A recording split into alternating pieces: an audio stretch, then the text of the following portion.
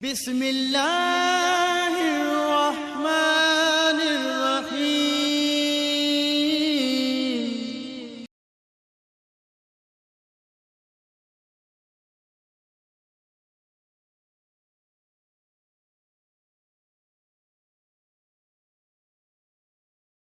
نحمده ونصلي على رسوله الكريم، اما بعد فاعوذ بالله من الشيطان الرجيم، بسم الله الرحمن الرحيم۔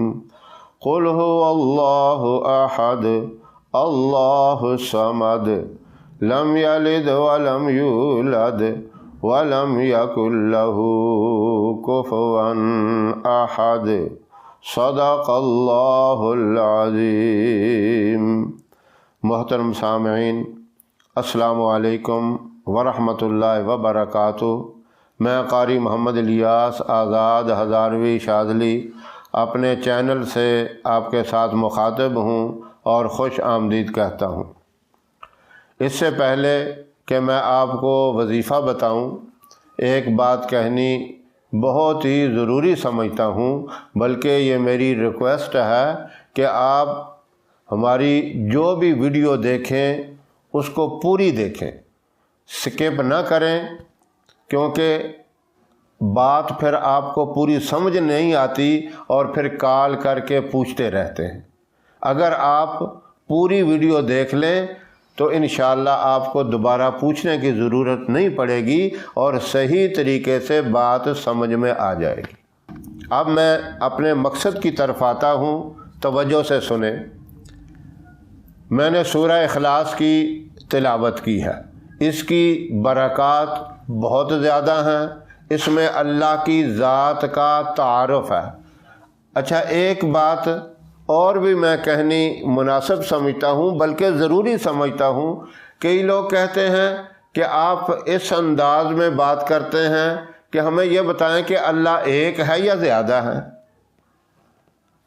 ہم یہ کہتے ہیں کہ اللہ یہ ارشاد فرماتے ہیں، اللہ ایسا کریں گے، یعنی آپ کے ذہن میں جمع کا لفظ آپ کہتے ہیں تو اس کا مطلب ہے کہ اللہ زیادہ ہے۔ اللہ ایک ہی ہے، اس صورت میں اللہ کا تعارف ہے۔ قل هو اللہ احد۔ آپ صلی اللہ علیہ وسلم کے پاس ایک وفد آیا، آ کے کہنے لگا کہ ہمیں بتائیں تو صحیح، اپنے اللہ کا تعارف تو کرائیں۔ فوراً جبرائیل امین یہ صورت لے کر آ گئے، کہا قل هو اللہ احد، کہہ دو اللہ ایک ہے۔ اللہ الصمد، اللہ بے نیاز ہے۔ لم یلد ولم یولد، نہ اس نے کسی کو جنا نہ وہ کسی سے جنا گیا۔ وَلَمْ يَكُنْ لَهُ كُفُوًا أَحَدٌ، اور نہ ہی اس کی کوئی برابری کرنے والا ہے۔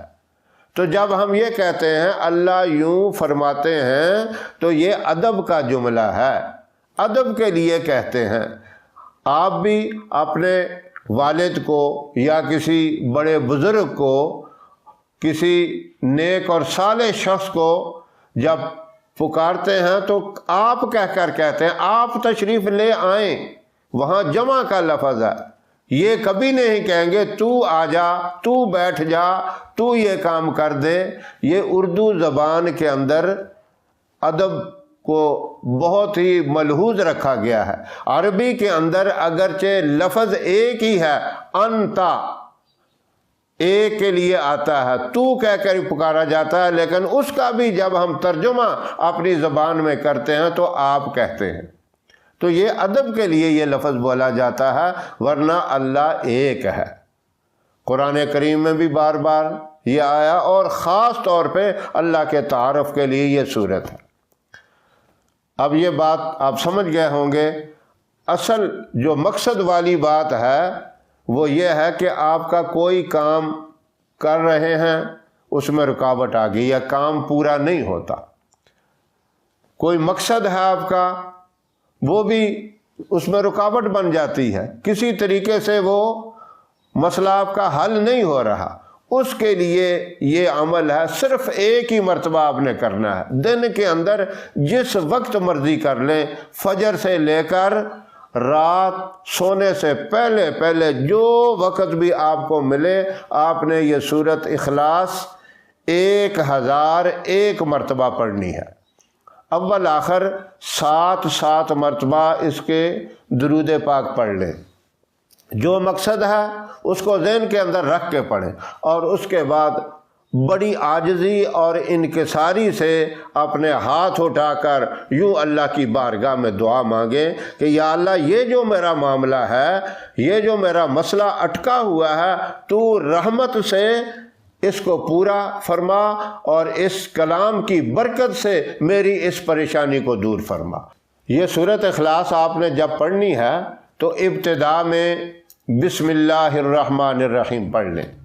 اب ہر دفعہ بسم اللہ الرحمن الرحیم پڑھنے کی ضرورت نہیں ہے، 1001 دفعہ پڑھ لیں، بس ابتدا میں جو بسم اللہ پڑھ لی وہ کافی ہے۔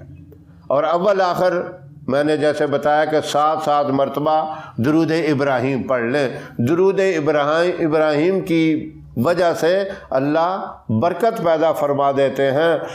حدیث میں یہ ہے کہ جس دعا کے اول آخر، جس وظیفے کے اول آخر درود پاک پڑھا جائے اس کی قبولیت میں پھر شک نہیں رہ جاتا، وہ یقیناً اللہ بات کو قبول کر لیتے ہیں، اس عمل کو قبول کر لیتے ہیں۔ تو بڑی عاجزی سے اللہ کی بارگاہ میں ہاتھ اٹھا کر پھر آپ نے دعا مانگنی ہے، انشاءاللہ آپ دیکھیں گے فوراً آپ کا مسئلہ حل ہو جائے گا۔ ایسے ذرائع پیدا ہو جائیں گے، آپ کا معاملہ اس طریقے سے حل ہوگا کہ آپ کے وہم و گمان میں بھی نہیں ہوگی وہ صورت، جس طرح اللہ حل فرما دیں گے۔ تو یہ ان لوگوں کے لیے عمل ہے جو کسی ایسے مسئلے کے اندر، کسی پریشانی کے اندر مبتلا ہو گئے ہیں، وہ یہ عمل ضرور کریں، اللہ رب العزت اپنی رحمت سے مدد فرمائیں گے۔ ہماری ویڈیو پسند آئے اسے لائک کریں، شیئر کریں، ہمارے چینل کو سبسکرائب ضرور کریں اور ساتھ والے بیل آئیکن بٹن کو ضرور دبائیں تاکہ ہماری آنے والی ویڈیوز کی اپڈیٹ آپ تک آسانی سے پہنچ سکیں۔ اللہ آپ کا حامی و ناصر رہے۔ انشاءاللہ پھر کسی نئے وظیفے کے ساتھ آپ کی خدمت میں حاضر ہوں گے، تب تک کے لیے اجازت دیں۔ السلام علیکم ورحمۃ اللہ وبرکاتہ۔